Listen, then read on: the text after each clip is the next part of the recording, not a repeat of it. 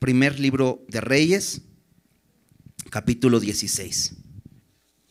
La semana pasada estuvimos viendo acerca de 4 reyes y ahora entendemos por qué se llama el libro de los reyes, porque pues van muchos, ¿no? Y la semana pasada vimos 4 de ellos. Vimos a Abiam, hijo de Roboam, que fue el rey de Judá, del reino del sur. Y también vimos a Asa, otro rey de Judá, estos descendientes de David. Y vimos cómo, a pesar de que Abiam fue un rey malo, que tuvo evidencia, estuvimos ahí recorriendo el libro de Crónicas, también el segundo libro de Crónicas, viendo un poco más acerca de la historia de estos hombres. A pesar de tener evidencia, este fue un rey malo que siguió en el mismo camino de su padre, ¿no? Haciendo lo malo, pero Dios tuvo a bien sostener a Jerusalén en ese tiempo y después les dio otro rey. Y este rey, Asa, que fue un buen rey, ¿no? Aunque al final de sus días vimos cómo de pronto perdió el rumbo, ¿no? Pero fue alguien que creyó en el Señor y caminó. El texto nos decía, ¿no? Anduvo. Así como David tuvo un corazón perfecto, así Asa también lo tuvo. Pero también por el otro lado vimos a otros 2 reyes por parte del reino del norte, del reino de Israel, que fue Nadab, el hijo de Jeroboam. Un rey que continuó haciendo lo mismo que su padre y es por medio de él que se cumple lo que el profeta Ahías le había dicho a Jeroboam, ¿no? ¿Recuerdas cuando envía a su esposa a saber qué había pasado, qué iba a pasar con su hijo que había muerto, que estaba enfermo? Y le dice este profeta, pues tu hijo va a morir, pero tu casa va a ser deshecha, ¿no? Tú no vas a tener una casa firme en el reino. Y esto es lo que sucede por medio de este rey que empezamos a ver acerca de su historia y vamos a ver más de él, Baasa. Vimos un poquito de Baasa, un poco más, porque sabemos que estuvo en guerra con Asa, que era el rey de Judá. Ahora, a partir de este capítulo, no vamos a ver un rato a los reyes de Judá, nos vamos a enfocar en los reyes. Bueno, así va el relato, se enfoca en los reyes de Israel solamente. Y hoy vamos a ver a varios reyes más de Israel. Y los últimos 2 versículos para continuar ahí en la historia, el 33 y el 34 del capítulo 15, dice así: en el tercer año de Asa, rey de Judá, comenzó a reinar Baasa, hijo de Ahías, sobre todo Israel en Tirsa, y reinó 24 años. E hizo lo malo ante los ojos de Jehová, y anduvo en el camino de Jeroboam y en su pecado con que hizo pecar a Israel. ¿Por qué no me acompañas? Vamos a hacer una oración para empezar a estudiar el capítulo 16. Señor, gracias porque estamos aquí delante de ti con el deseo, Señor, de conocerte, conocer tu palabra, conocerte un poco más, recordar quién eres, Señor. Incluso aquellas cosas que hemos escuchado de ti, Señor. Conocerlas mejor, Señor. No solo eso, comprobarlas, Señor. Comprobar quién eres tú en nuestras vidas, Señor. Comprobar tu amor, tu gracia, Señor. Y, Señor, sabemos que tu palabra es útil para eso, Señor. Para enseñarnos, para redarguirnos, para corregirnos y para instruirnos en justicia, Señor. Y aquí estamos delante de tu palabra, Señor, rogándote que sea tu Espíritu Santo hablando a nuestros corazones. Te pedimos esto en el nombre de Jesús. Amén. Pues bien, vamos a leer los primeros versículos del capítulo 16. Y vino palabra de Jehová a Jehú, hijo de Hanani, contra Baasa, diciendo: por cuanto yo te levanté del polvo y te puse por príncipe sobre mi pueblo Israel, y has andado en el camino de Jeroboam, y has hecho pecar a mi pueblo Israel, provocándome a ira con tus pecados. He aquí yo barreré la posteridad de Baasa y la posteridad de su casa, y pondré su casa como la casa de Jeroboam, hijo de Nabat. El que de Baasa fuere muerto en la ciudad, lo comerán los perros, y el que de él fuere muerto en el campo, lo comerán las aves del cielo. Esto ya lo habíamos escuchado. De hecho, fue las mismas palabras que le dice el profeta Ahías, el que le manda decir a Jeroboam. Ahora, es interesante porque es un rey que no es hijo de Jeroboam, no es de su familia, pero continúa en el mismo camino, en los mismos pecados de Jeroboam, pero en los mismos pecados con que hace pecar a Israel. Y entonces, lo que sucede aquí es que Dios manda juicio, pero no es un juicio repentino, sino primero manda un profeta. Y eso yo lo veo como misericordia de Dios, su paciencia. Dice Pablo en Romanos 5 que donde el pecado abundó, sobreabundó la gracia. Y es que si Dios podría hacerlo, simplemente, pues ya, ¿no? Pecaste y cae muerto. Pero Dios es paciente y le manda nuevamente a un profeta. ¿Recuerdas? Con Jeroboam fue lo mismo. ¿Te acuerdas este varón de Dios que conocimos? Cómo va y habla en contra del altar que había edificado Jeroboam. Porque Dios es paciente y le dice, Dios no está de acuerdo con eso. Bueno, aquí Dios manda a un profeta y aquí sí nos dice su nombre. Se llama Jehú, hijo de Hanani. Este Hanani lo vimos en Segunda de Crónicas hablándole a Asa. ¿Recuerdas cuando Asa al final de sus días, bueno, cuando tiene esta guerra contra Baasa precisamente, le envía un profeta a decirle, ¿no te acuerdas cuando vinieron los etíopes, 1 millón de etíopes contra ti y Dios te libró cuando tú clamaste a él? Ahora, ¿por qué te has apoyado en los hombres? ¿Te acuerdas que Asa se apoyó en el rey de Siria? Y le manda a un profeta. Este profeta es Hanani. Entonces, este Hanani tiene un hijo y es Jehú. Entonces, probablemente Jehú es joven, pero puede ser usado por Dios para ir con este rey malvado, Baasa, a hablarle estas palabras. Y fíjate las palabras que le habla. Versículo 2. Por cuanto yo te levanté del polvo y te puse por príncipe sobre mi pueblo Israel. Esto es interesante porque no vimos en la historia en algún momento que Dios haya levantado a Baasa. De hecho, Baasa es un conspirador. Baasa era del ejército. En el capítulo 15, versículo 27, nos dice que Baasa, hijo de Ahías, de la casa de Isaacar, conspiró contra él y lo hirió en Gibetón. Entonces, este es un conspirador, era parte de su ejército y conspira contra el rey. Y no vemos que Dios lo haya levantado. Y aquí es donde vemos que Dios tiene el control de todas las cosas. Dios está en control de esto. Dios fue el que eligió que Baasa lo hiciera. Baasa había planeado una conspiración en su corazón, pero Dios tenía control de esto para que él matara a Nadab y fuera rey. Y aquí Dios se lo dice, pero Dios le dice, yo te levanté del polvo y te puse por príncipe sobre mi pueblo. Porque Dios le quiere recordar, es mi pueblo, no es tuyo. Podrás tú ser el rey, pero yo soy Dios sobre mi pueblo.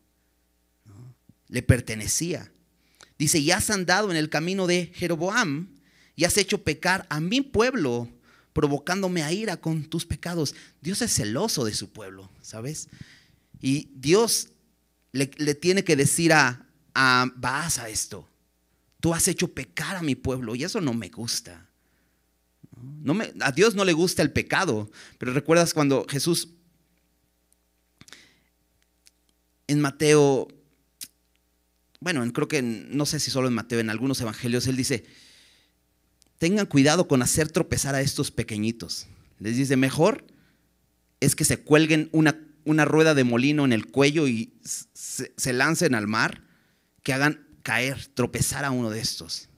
Porque Dios había puesto a esos reyes para la bendición de su pueblo, para que esos reyes fueran los que le guiaran por el camino de Dios. Ahí vemos a David, es nuestro referente, ¿no?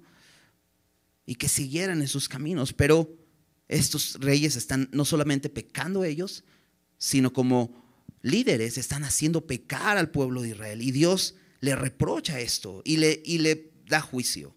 Dice, aquí yo barreré la posteridad de Baasa, o sea, lo que viene después de él. Dice Dios, yo lo barreré. a Jeroboam le dijo algo fuerte, le dice, lo voy a barrer como estiércol. Dice, lo voy a barrer y la posteridad de su casa, y pondré su casa como la de Jeroboam. Ahora, esto lo sabía bien Baasa, porque él fue un instrumento en manos de Dios para barrer la familia de Jeroboam. Y como un hombre que fue capaz de ser un instrumento por Dios para destruir los pecados o para juzgar el pecado en otro, no es capaz de juzgar su propio pecado, examinar su propio corazón. Él continúa en este camino. Pero te decía, me encanta cómo es Dios, porque Dios envía su palabra. Porque sabes, la palabra de Dios es el remedio para el pecado. Porque la palabra de Dios va a producir fe en nuestros corazones. ¿Recuerdas Romanos 10:17? Así que la fe es por el oír y el oír por la palabra de Dios. La palabra de Dios va a producir fe en el corazón. La fe es un regalo de Dios. La Biblia dice eso, la fe es un don de Dios. Y cuando tú escuchas la palabra de Dios, viene esa convicción. Y entonces esa convicción se llama fe. Y Dios te está regalando esa fe para que le creas y te arrepientas de tu mal camino. Pero cuando tú rechazas ese regalo de Dios, ¿sabes qué pasa en tu corazón? Se endurece más. Ahora este hombre Baasa no escuchó porque versículo 5 continúa diciendo, los demás hechos de Baasa y las cosas que hizo y su poderío no está escrito en el libro de las crónicas de los reyes de Israel. Y durmió Baasa con sus padres y fue sepultado en Tirsa y reinó en su lugar él a su hijo. ¿Te das cuenta? No hay una respuesta. Viene este profeta de parte de Dios con la palabra de Dios, con este juicio duro de Dios contra Baasa, y no hay ningún signo de arrepentimiento en este hombre. Simplemente nos cuenta de su final. Este hombre murió sin arrepentirse. Ahora, la palabra de Dios tiene el propósito de llevarnos a Cristo, porque la palabra de Dios tiene un solo tema. Jesucristo es el tema de la Biblia desde Génesis hasta Apocalipsis. Cristo. Por medio de Él podemos recibir el perdón de pecados.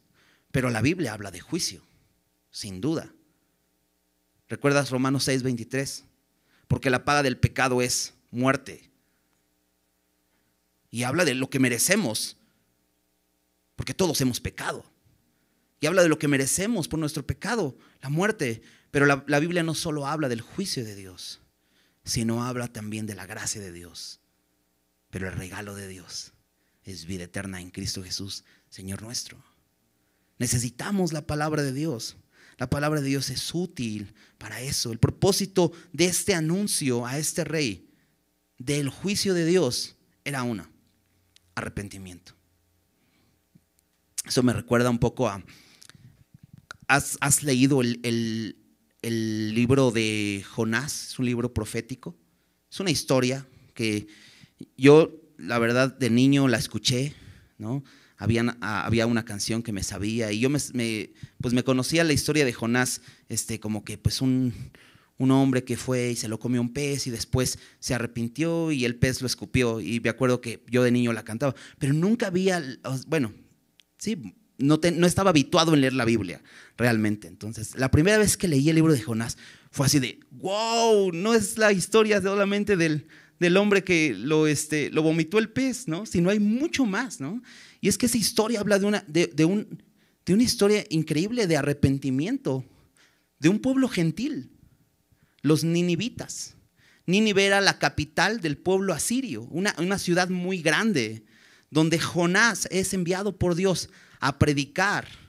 ¿Y sabes qué iba a predicar? El juicio de Dios que vendría en 40 días. Dios estaba decidido a destruir la ciudad en 40 días. Y entonces es lo que iba a ir a hacer Jonás. Y no es que Jonás tuviera miedo de ir a predicar eso. Jonás no quería ir a predicar eso, porque conocía que Dios es tan bueno que si el pueblo de Nínive se arrepentía, Dios los iba a perdonar. ¿Y qué crees que sucedió? Se arrepintieron. El texto, y si quieres puedes leer el libro, es muy cortito, la historia. El texto dice que toda la ciudad, incluso el rey, se arrepiente. Y Dios se arrepiente del juicio que había enviado contra ellos y los perdona. O sea, es increíble. Dios está dispuesto a perdonar cuando una persona se arrepiente. Por más mal que haya hecho, Dios está dispuesto a perdonar. Cuando de corazón sincero te arrepientes. Y Dios envía profetas para eso. ¿Recuerdas el inicio del libro de Hebreos, teniéndolo un poco fresco cuando lo empezamos a estudiar? Dice que en los días pasados, dice el escritor de Hebreos, Dios habló por los profetas, pero en estos postreros tiempos nos ha hablado por medio de su Hijo. ¿Y sabes qué predicaba Jesús? Arrepentidos, porque el reino de los cielos se ha acercado. Ese sigue siendo el llamado el día de hoy, al arrepentimiento. Y Dios está enviando a este profeta con este juicio para que este rey se arrepienta, pero él endurece su corazón y continúa su vida. Dice en el versículo 5, dice, los demás hechos de Baasa y las cosas que hizo y su poderío. Porque tenemos la historia breve, ¿no? Bueno, dice, no está escrito en el libro de las crónicas de los reyes de Israel, pero este libro no lo tenemos, no sabemos más de esto. No, tenemos las crónicas, los libros de crónicas que nos hablan los de los reyes de Judá, pero no vienen los reyes de Israel. Entonces no podemos saber más. Y digo, sería bueno tenerlo, ¿no? Para saber qué más hicieron, porque dice su poderío, porque sin duda fue un hombre poderoso. Fue un hombre que quizá hizo muchas cosas para la ciudad, para el país, ¿no? Para toda la región. Quizá cosas buenas ante los ojos de los hombres. Pero murió. No se arrepintió de su camino. Déjame seguir leyendo, versículo 7.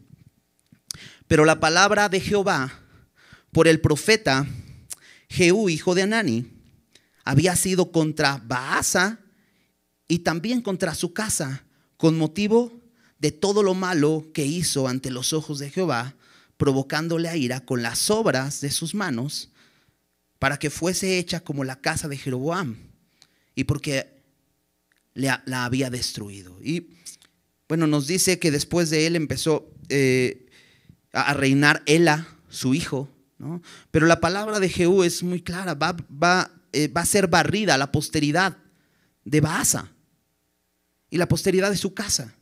Y entonces de pronto dices, y empieza a reinar Ela, su hijo, y dices, ¿y qué pasó? ¿Jehú era un profeta verdadero o era un falso? Porque algo me hace pensar que no se está cumpliendo lo que Dios dijo, porque ya se sentó Ela en el lugar de su padre como rey. Pero realmente la palabra de Dios se va a cumplir, porque lo que Dios habla se cumple. De hecho, lo vimos con Jeroboam. Lo mismo que le dijo Ahías a Jeroboam fue lo que se cumplió. Y de hecho, lo vimos igualmente ahí en el capítulo 15, en el versículo 29. Nos decía, ya al final, dice, conforme a la palabra que Jehová habló por su siervo Ahías Silonita. Se cumplió lo que Dios dijo. Pero de pronto ves a Ela, su hijo, y entonces viene ahí un pero, ¿no? Para el escritor del libro de Reyes nos está relatando esto, pero dice, nos quiere dejar claro, pero la palabra de Jehová por el profeta de Jehú, hijo de Hanani, había sido contra Baasa y también contra su casa, con motivo de todo lo malo que hizo ante los ojos de Jehová. Por eso te decía hace un rato, a lo mejor pudo haber sido un rey bueno ante los ojos de los hombres. Y esto es importante, ¿no? Y te decía la semana pasada, es importante considerar bien cuando consideramos a un gobernante como un buen gobernante.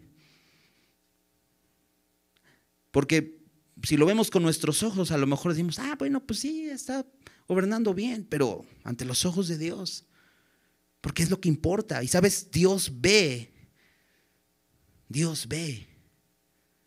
¿No? Empezamos, yo siempre hago referencias a las canciones, pero me gusta meditar en ellas mientras estoy cantando. Pero empezamos cantando hace un ratito esa canción que dice, conoces mi corazón, ¿no? conoces mi corazón. Claro, Dios conoce nuestro corazón porque Dios ve lo que hay en nuestro corazón. Y por eso dice aquí en el versículo 7, con motivo de todo lo malo que hizo ante los ojos de Jehová. ¿Sabes? Cuando pecamos, Dios lo ve. No nos podemos ocultar de Él. De hecho, ¿recuerdas Hebreos 4:12? Que dice acerca de la palabra de Dios, que es como una espada de dos filos que penetra hasta partir el alma, el espíritu, las coyunturas y los tuétanos, y discierne los pensamientos y las intenciones del corazón. Por eso te decía, es el remedio de Dios para el hombre, su palabra, porque produce fe en nuestros corazones a través de traernos convicción de pecado, porque es capaz de examinar y penetrar hasta lo más profundo del corazón, hasta partirnos el alma. Ahora, me gusta este versículo porque dice que es como una espada de dos filos. O sea, tiene un filo de un lado y del otro, ¿no? Y tiene la capacidad de cortar de una manera, o sea, cuando entra, no es difícil que entre la espada, ¿no? No sé si te ha pasado que de pronto estás leyendo la palabra o estás sentado escuchando la palabra y de pronto sientes así como que algo sucede en mi vida, ¿no? Te sientes como si voltearas y dijeras, oh, estoy sangrando, ¿no? Y ni me di cuenta en qué momento entró la espada. Es que así es la palabra de Dios. De pronto te das cuenta y dices, me está hablando a mí. Dios quiere tratar algo conmigo. Porque Dios conoce, penetra hasta lo más profundo y conoce los pensamientos, las intenciones del corazón. De hecho, el siguiente versículo, Hebreos 4:3, dice que todas las cosas están ante Él desnudas y abiertas. Nada se puede ocultar de Él.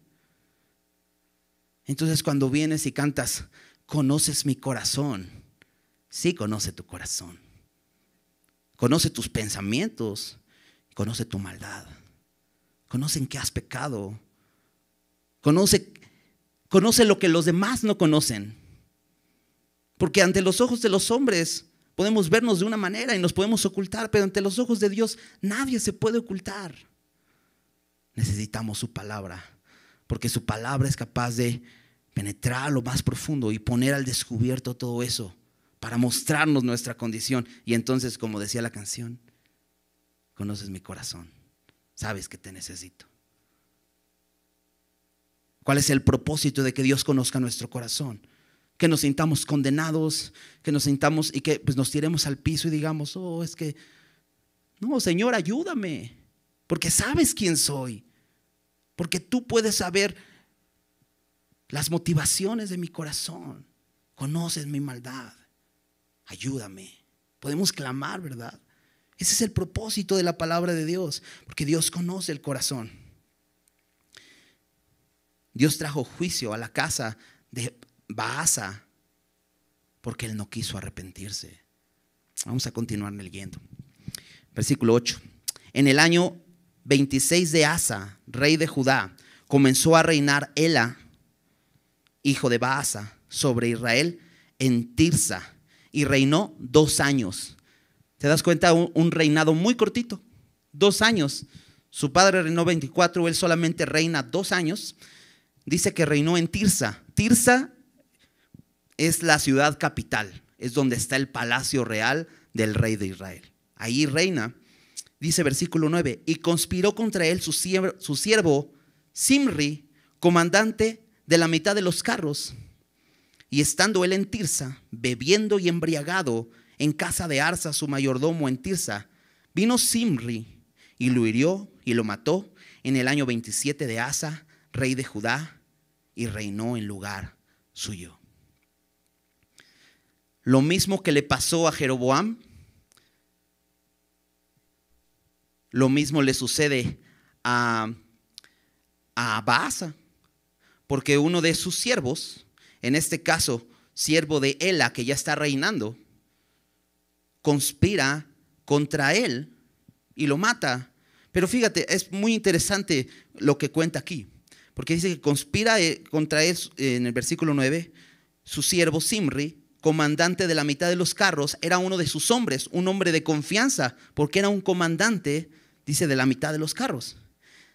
Y estando él en Tirsa, bebiendo y embriagado en casa de Arsa, su mayordomo, en Tirsa.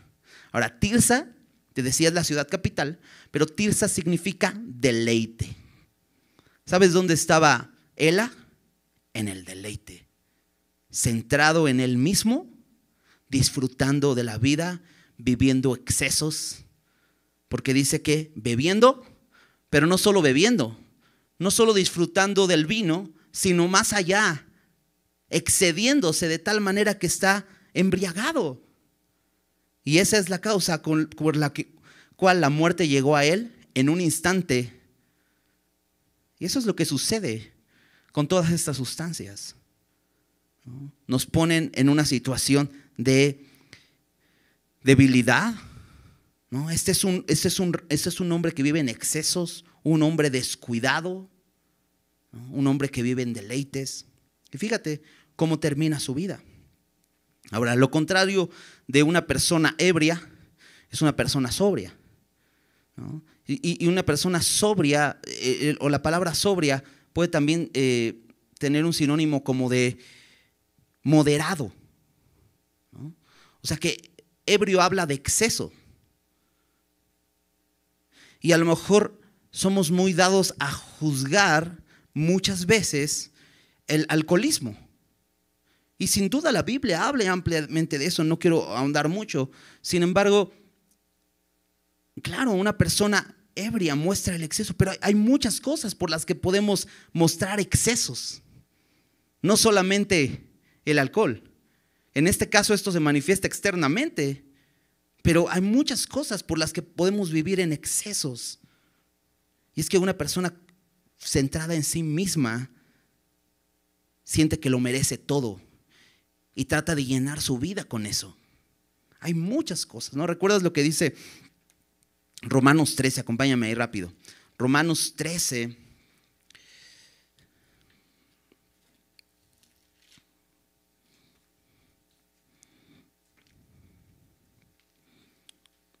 Versículo 11.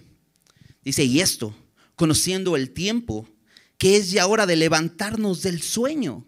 Porque, ¿sabes? Una de las características de la embriaguez es que te adormece. Una persona que ha bebido mucho alcohol se adormece y ya no está en sus 5 sentidos. Ya está mirando muchas cosas alrededor que no existen, ¿no? Ya se ve a él mismo de otra manera, ¿no? Se siente capaz de manejar una distancia, ¿no? Cuando no va a poder hacerlo, ¿no?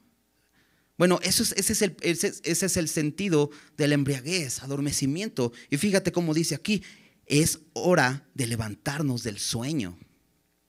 Perdón, ¿sí les dije bien el versículo? ¿Sí? Romanos 13, 11.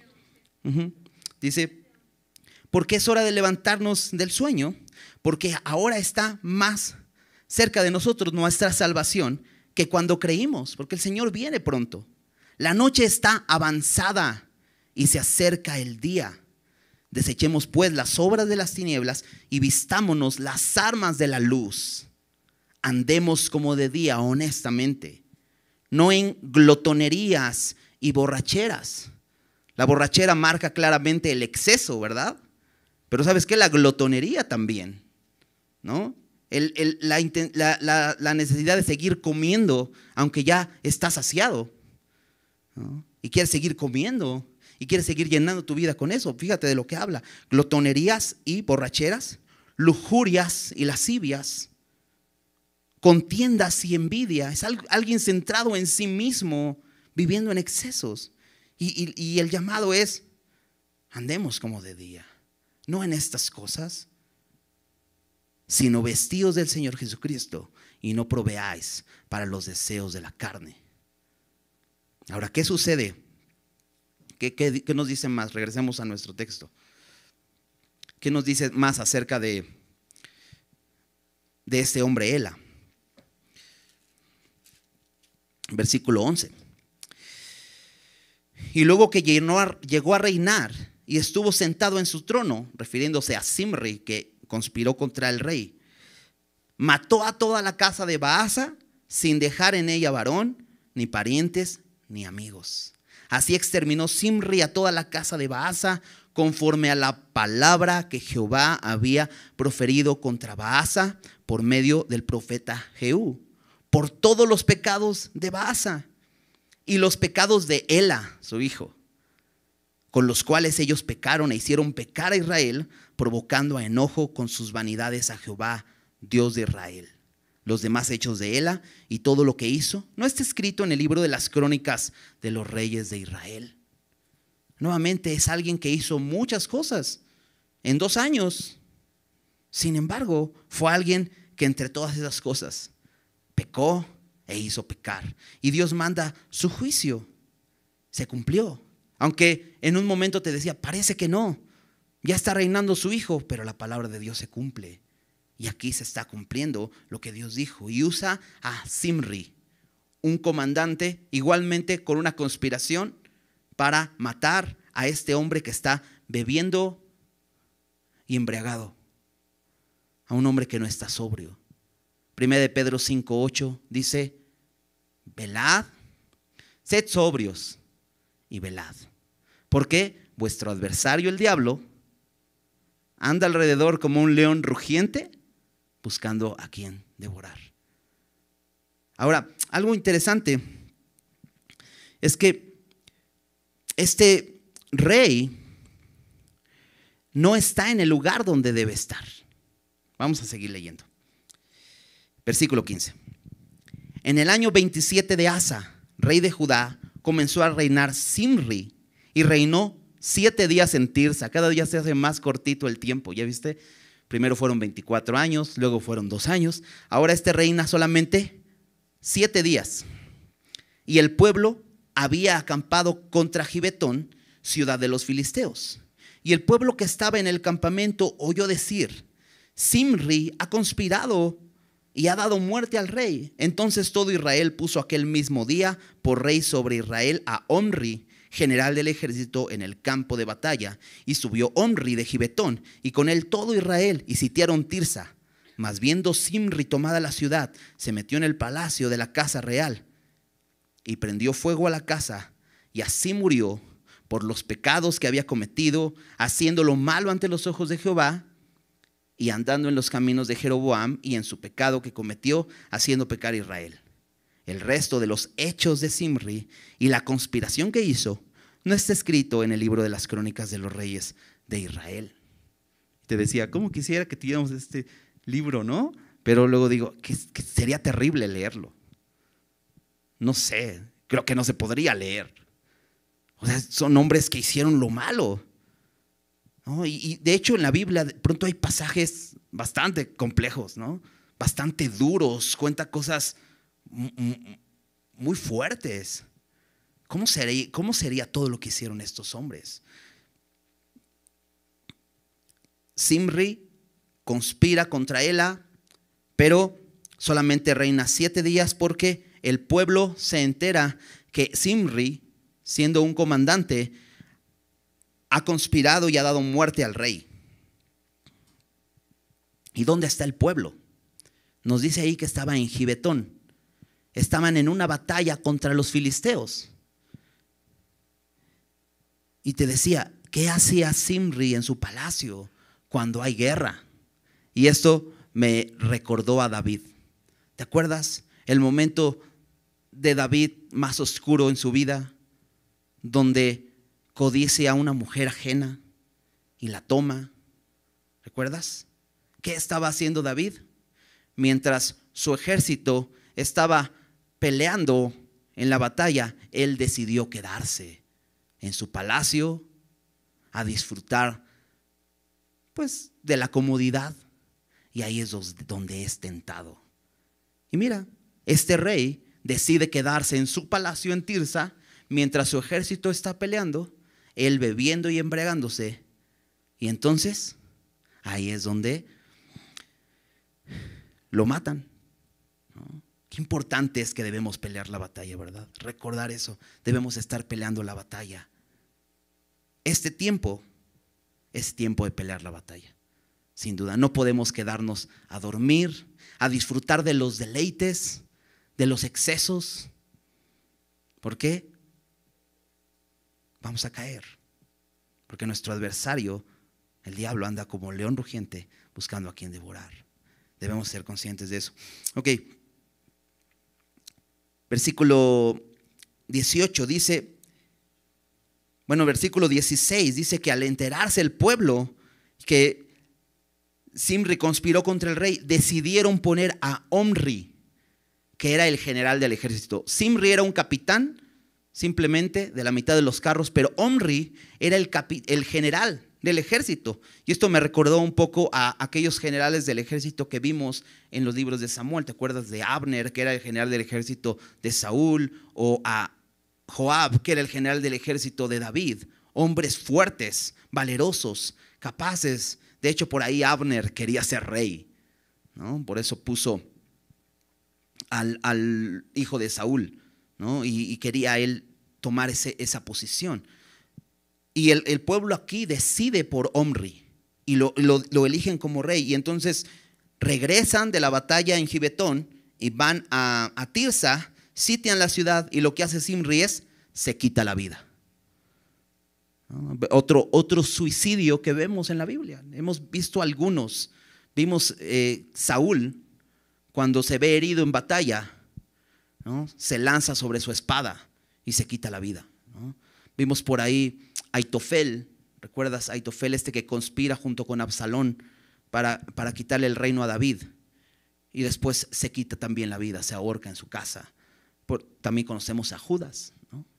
Otro caso de una persona que se quita la vida, el suicidio. Y el suicidio es terrible, porque ya no te da oportunidad de arrepentirte, ¿verdad? Por eso es terrible el suicidio. Porque en cualquier otro pecado, porque el suicidio es homicidio a uno mismo, ¿no? Eso es un pecado. Pero en cualquier otro pecado tienes la oportunidad de clamar a Dios y arrepentirte por tu pecado. Pero el suicidio no. Y es terrible. Y una persona que no ha creído en el Señor, que no le ha entregado su vida y comete este pecado, lo único que le espera es el juicio de Dios, ¿no? Ahora, déjame comentar esto. ¿Qué pasa? Porque se ha escuchado, ¿no? Del suicidio de alguna persona que ha creído. ¿Qué sucede con eso? ¿No?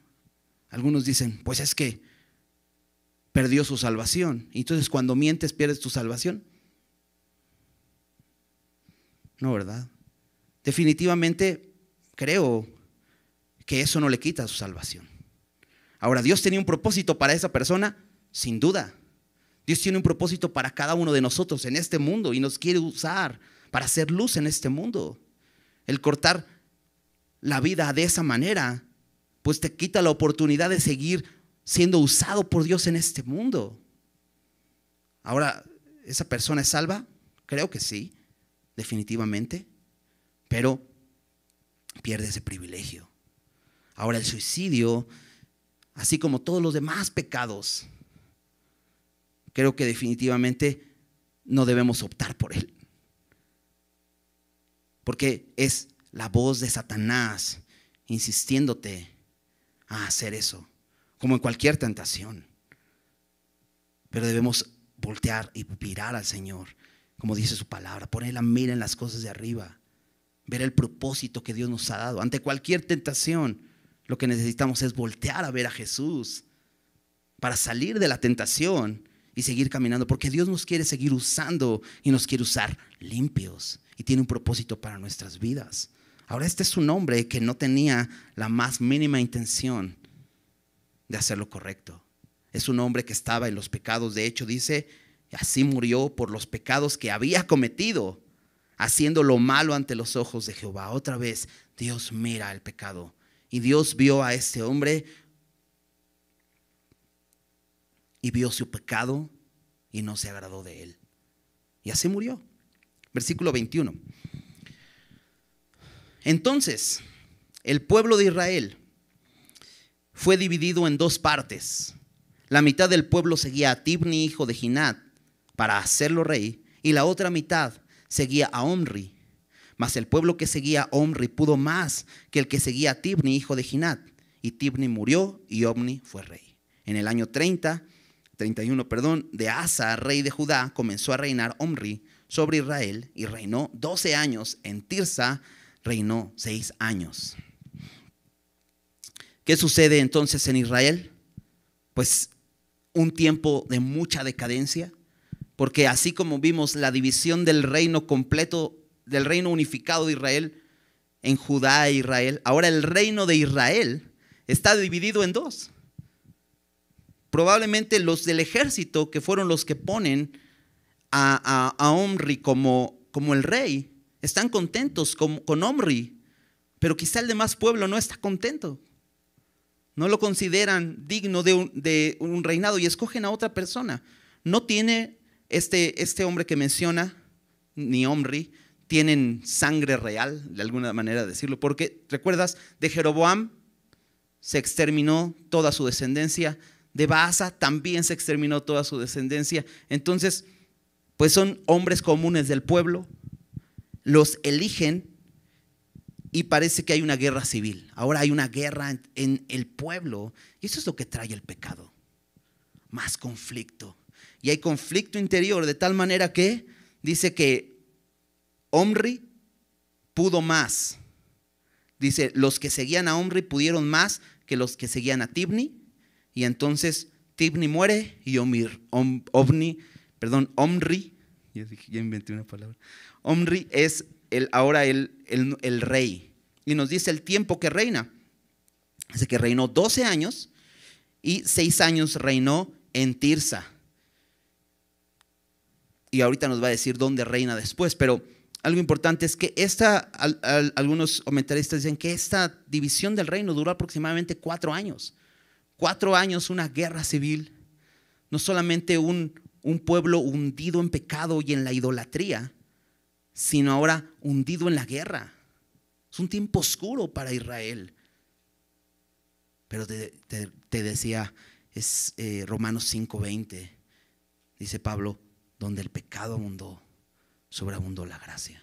Porque sabes una cosa, el siguiente capítulo vamos a encontrarnos con este profeta conocido, muy famoso, un gran profeta, de los más grandes profetas de Israel, Elías.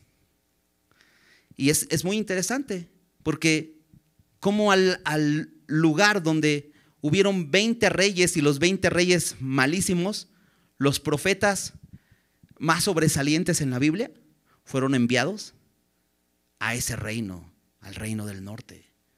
¿Sabes? Porque Dios ama a su pueblo. Necesitamos la palabra de Dios, ¿verdad? Y es lo que Dios envía para transformar nuestras vidas. Vamos a seguir leyendo, versículo 25. Y Omri hizo lo malo ante los ojos de Jehová, e hizo peor que todos los que habían reinado antes de él, pues anduvo en todos los caminos de Jeroboam, hijo de Nabat, y en el pecado con el cual hizo pecar a Israel, provocando a ira a Jehová, Dios de Israel, con sus ídolos. Los demás hechos de Omri y todo lo que hizo y las valentías que ejecutó, ¿no está todo escrito en el libro de las crónicas de los reyes de Israel? Y Omri durmió con sus padres y fue sepultado en Samaria, y reinó en lugar suyo Acab, su hijo. ¿Qué sucede con Omri? Ok, él es puesto como rey, puede más que Tibni, ¿no? Y no cambia nada, todo sigue igual. Dice versículo 24 que Omri compró Semer, el monte de Samaria, por 2 talentos de plata. Ahora, si recuerdas, Zimri, que fue que reinó 7 días, se quemó, se suicidó quemándose dentro del palacio. Entonces el palacio en Tirsa quedó quemado, quedó en ruinas. Entonces solamente reina 6 años ahí Omri, en medio de una guerra civil y todo esto, y después decide establecer un nuevo lugar que es la capital donde se va a construir el palacio del rey de Israel, que ahora está en Samaria, y compra este monte a Semer. Semer era el dueño de este monte, lo compra por 2 talentos de plata y dice que edifica en el monte, y llamó el nombre de la ciudad que edificó Samaria, ¿no? Ese es el origen de Samaria, ¿no? Ya podemos saber un poquito de dónde surgió esta ciudad. No existía, sino que se hizo una ciudad a partir de aquí, a partir de que Omri compra este monte y edifica esta ciudad Samaria. Dice versículo 25, y Omri hizo lo malo ante los ojos de Jehová. Nuevamente Dios ve su maldad, pero nos dice algo. Ahora sí, como decimos por ahí, van de mal en peor, porque dice que él hizo peor que todos los que habían reinado antes de él. Y ¿te das cuenta cómo va una decadencia? O sea, el siguiente mejora al anterior, pero en pecado, ¿no? O poder decir, no puedo decir mejora, ¿no? Empeora, y todo lo empeora, y el siguiente lo empeora, y el siguiente así. Pues aquí nos dice claramente, él hizo peor que todos los que habían reinado antes de él. Peor que Jeroboam, que Nadab, que Baasa, que Ela, que Zimri, que todos. Es el peor rey hasta el momento.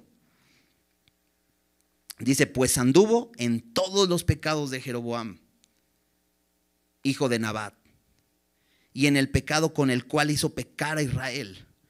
¿Cuál fue el pecado de Jeroboam?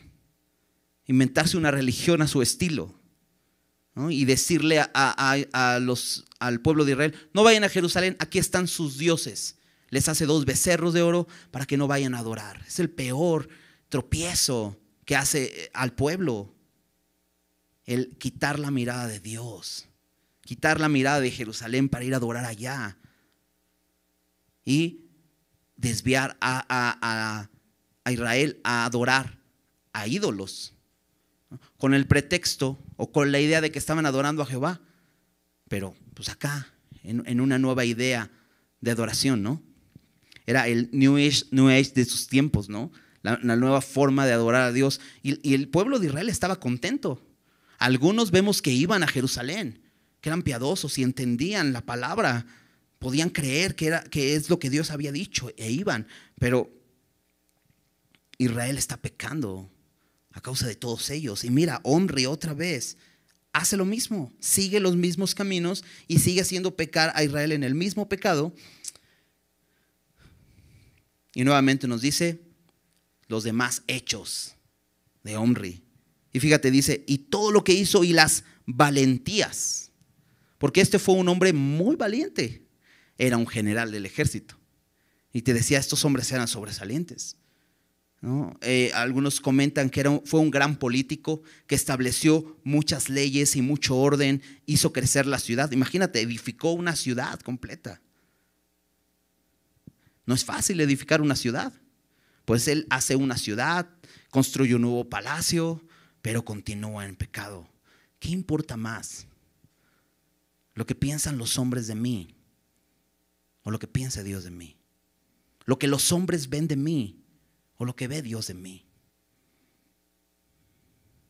Regularmente, cuando nos vemos, nos saludamos. Cuando hace ratito les dije, ¿cómo están? Y la respuesta políticamente correcta es bien, ¿no? Pero si fuéramos honestos, ¿cómo estamos? Recuerdo un domingo vi a un amigo que ya tenía tiempo que no lo veía, mucho tiempo que no lo veía. Supe que pasó por muchas cosas muy difíciles en su familia. Lo vi sentado ahí atrás en la esquina. Pasé, lo saludé, oh, ¿cómo estás? Qué gusto verte. Y cuando le digo, ¿cómo estás? Y me dice, mal, terrible. Oh, sentí así, creo que no debe haber preguntado. Pero qué bueno es ser sincero y venir delante de Dios y decir, Señor, estoy terrible. Tú conoces mi corazón, sabes que te necesito. Y eso es bueno, porque ¿sabes? Dios está dispuesto a levantarte si tú con sinceridad vienes delante de Él. Lo que Lo que vean los hombres al final es lo de menos. Lo que ve Dios. ¿Sabes qué vio Dios en todos estos reyes? Pecado y un corazón no arrepentido. Porque había libros que contaban acerca de sus hechos y de sus valentías. Decía Matthew Henry que todos estos hombres, dice que sus nombres están escritos en el libro de los reyes de Israel, pero no están escritos en el libro de la vida. Y eso es terrible, ¿no? Asegúrate de que tu nombre esté escrito en el libro de la vida. ¿Qué necesitas hacer? Arrepentirte, creer en Jesucristo como tu único Salvador. Vamos a continuar. Versículo 29. Comenzó a reinar Acab, hijo de Omri, sobre Israel el año 38 de Asa, rey de Judá. Y reinó Acab, hijo de Omri, sobre Israel en Samaria 22 años. Es la nueva capital del reino de Israel, Samaria, donde está el palacio. Ahí reina 22 años. Y Acab, hijo de Omri, hizo lo malo ante los ojos de Jehová, más que todos los que reinaron antes de él. Bueno, ya nos había dicho que Omri había hecho peor que todos, pues este hizo más mal que todos. ¿Por qué? Fíjate, le fue ligera cosa andar en los pecados de Jeroboam, hijo de Nabat, y tomó por mujer a Jezabel, hija de Baal, rey de los Sidonios, y fue y sirvió a Baal y lo adoró, e hizo altar a Baal en el templo de Baal que él edificó en Samaria. Hizo también Acab una imagen de acera, haciendo así Acab más que todos los reyes de Israel que reinaron antes que él, para provocar la ira de Jehová, Dios de Israel. Peor que su padre. Pero fíjate, hay algunas cosas interesantes. Versículo 31 dice, le fue cosa ligera. Hay tantas cosas que a veces se nos hacen ligeras, ¿verdad? Cosas que sabemos que son pecado, que se nos hace ligero. Debemos ser sabios, debemos saber discernir entre lo bueno y lo malo. Debemos aprender qué vemos, qué escuchamos, qué hablamos, qué pensamos. Es importante. Porque este hombre hizo más mal que todos, porque le fue cosa ligera el pecado. ¿Pecado? ¿De qué me hablas? Eso no existe. Solo déjate llevar. Eso es lo que dice el mundo, ¿verdad? Al mundo le es cosa ligera el pecado. De hecho,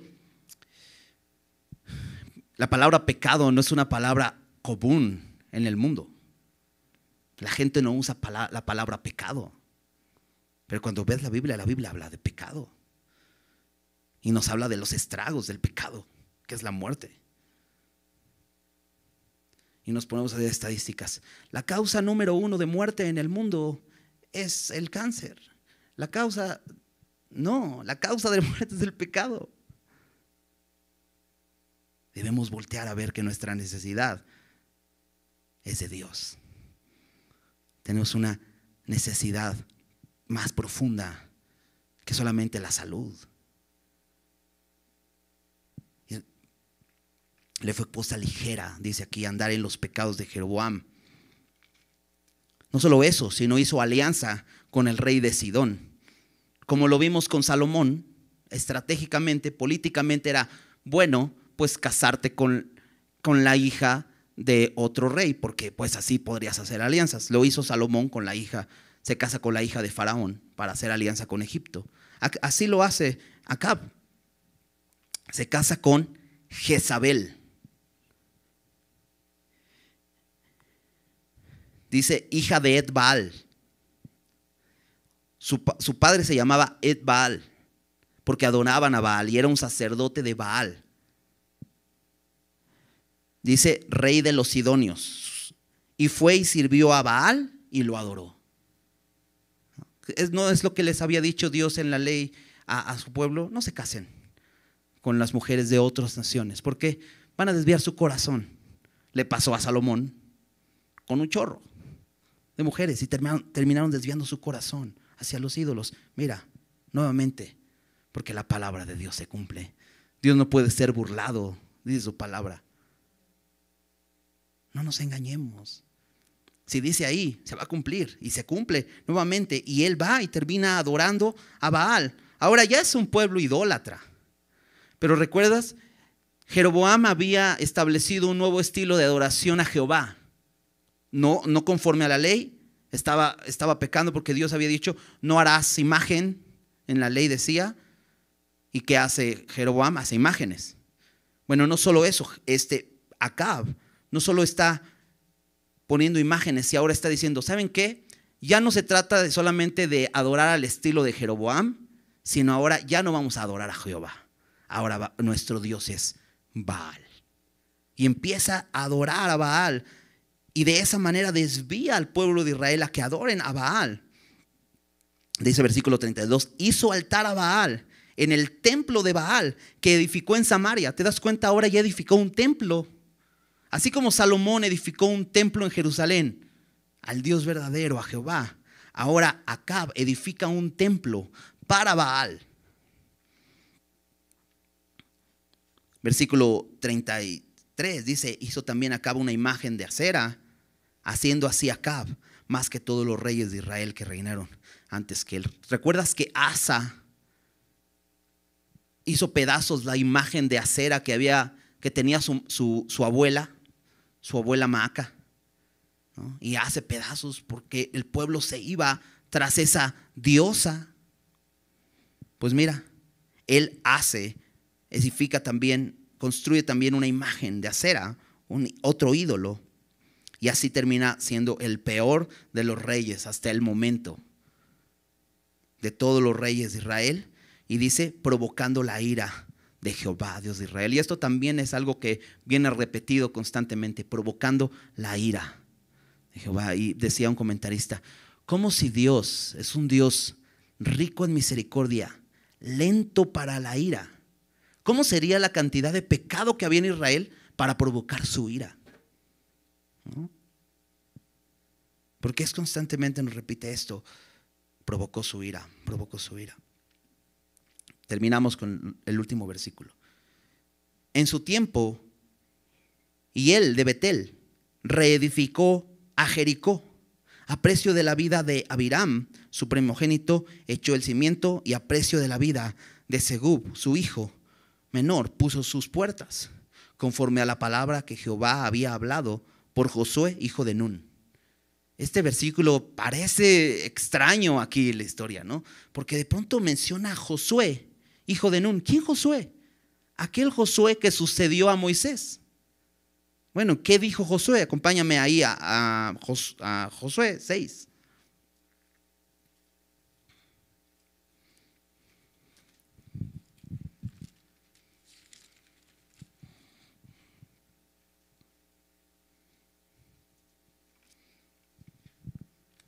En el versículo 26 dice, en aquel tiempo, esto sucedió cuando Israel toma la primer ciudad en la tierra prometida, que es Jericó, y lo hace de una manera bastante extraña para los pueblos, pero a la manera de Dios, porque no pelearon, simplemente dieron vueltas alrededor de la muralla y luego gritaron y tocaron las trompetas y la muralla cayó.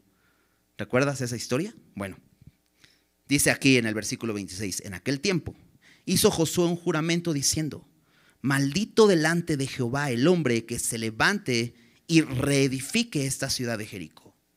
Sobre su primogénito eche los cimientos de ella, y sobre su hijo menor asiente sus puertas.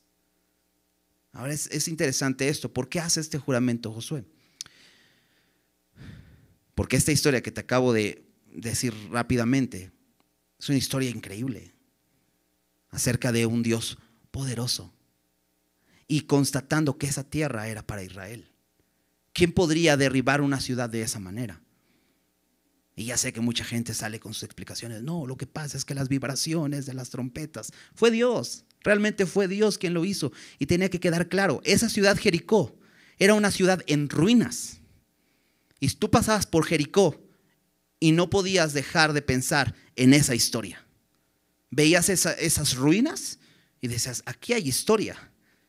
Y la historia de un Dios poderoso, de un pueblo que confió en sus instrucciones e hizo como Dios le dijo. Y mira, aquí están las ruinas de esa ciudad. ¿Recuerdas? Todo lo que sucede alrededor de eso, ¿no? Una mujer que creyó en el Dios verdadero es salvada a pesar de ser una mujer pecadora, ¿no? Y toda esa historia, y todo eso lo sabía todo el que pasaba por ahí. ¿Qué pasa en el tiempo de Acab? La condición de Israel está tan en tinieblas que no les interesa recordar el poder de Dios. Quieren de alguna manera quitar toda evidencia de que hay un Dios único que es capaz de hacer todo eso. Eso es lo que intenta hacer hoy el hombre. ¿Sabes para qué estamos aquí? Para hacer luz. Para que tu vida sea una evidencia de que hay un Dios poderoso. De que hay un Dios que pudo hacer un milagro en tu vida y rescatarte de donde te rescató. El mundo quiere, a través de sus métodos, hacer pensar que se trata del hombre. Pero fíjate, Josué dijo, maldito el hombre que reconstruye esta ciudad y el precio de que construye la ciudad va a ser caro. ¿Y sabes cuál era el precio? Que iba a perder a su hijo mayor, el primogénito, y a su hijo menor, podríamos decir, el más querido. Es una maldición muy fuerte, ¿no? Yo tengo 2 hijos y si perdiera al mayor y al menor me quedaría sin nada. O sea, sería terrible eso en mi vida. Bueno, ¿sabes? El pueblo en ese momento está ignorando lo que Dios ha dicho. Tanto que piensan, lo que Dios dice no es verdad. Jesús dijo, cielo y la tierra pasarán, pero mis palabras no pasarán. ¿Qué sucede? Dice aquí, el nombre del hombre que reedifica esta ciudad es Hiel de Betel. Y dice que a precio de Abiram, su hijo primogénito, echó el cimiento, y a precio de la vida de Segub, su hijo menor, puso sus puertas. Perdió sus 2 hijos por ignorar que esto estaba escrito. Por decir, la palabra de Dios no se cumpla. Gálatas 6. Versículo 7, y lo decía hace un rato, pero quiero leerlo nuevamente.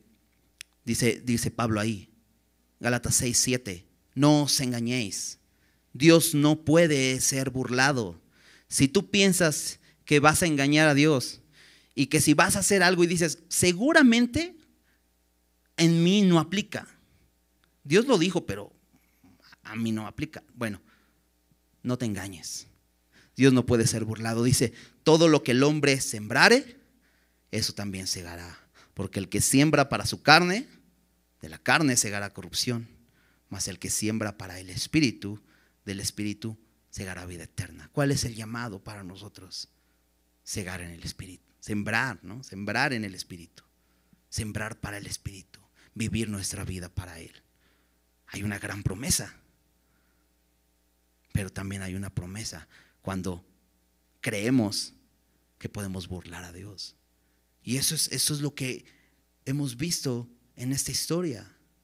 Pensando que, mira, vino este profeta, le dio esta maldición, seguramente no se va a cumplir. Se cumple, ahí está. Pasaron los años, mira, nadie ha edificado Jericó. Vamos a ver, vamos a edificarlo. Yo creo que a Dios ya se le olvidó su promesa, no se le olvida. Y sabes, a Dios no se le olvidan sus promesas. Romanos 6, 23. Porque la paga del pecado es muerte. Y a Dios no se le olvida. Dios no va a pasar por alto el pecado. Pero el regalo de Dios es vida eterna en Cristo Jesús. Tampoco se le olvida. Si tú crees en Jesús, Él te da vida eterna, ¿no? Ambas promesas son reales. Dios es fiel a su palabra. ¿Por qué no oramos? Señor, gracias por tu palabra. Gracias por recordarnos la necesidad que tenemos de ella. Gracias, Señor, por recordarnos, Señor, que nos das tu palabra, Señor, porque nos ves necesitados de ti, Señor. Señor, ayúdanos a reconocer que te necesitamos. Y, Señor, poder ser honestos contigo, Señor, porque tú conoces nuestro corazón, Señor. No te podemos engañar. No nos podemos burlar, Señor, de ti. Definitivamente, Señor, nos conoces a la perfección. Sabes todo nuestro corazón. Sabes cuando hemos pecado, Señor. Señor, pero prometes tu perdón si venimos con sincero arrepentimiento a ti, Señor. Gracias porque en tu palabra tenemos ese testimonio, Señor. Y sabemos que por medio de tu Hijo podemos venir en arrepentimiento. Y tú eres fiel y justo para perdonarnos. Señor, que no nos endurezcamos, que no desperdiciemos ese bendito regalo de fe que nos das al escuchar tu palabra, Señor. Sino al contrario, Señor, que vengamos a recibir más de esa fe que necesitamos para nuestro día a día, Señor. Ayúdanos a caminar en tus caminos, Señor. Hoy vimos muchas historias terribles, Señor, de pecado. Pero, Señor, hoy sabemos que en Cristo tenemos salvación de esos pecados, Señor. Y podemos venir delante de ti. Tú estás dispuesto a perdonarnos, Señor. Gracias te damos, Señor. Gracias por este tiempo en tu palabra. En el nombre de Jesús. Amén.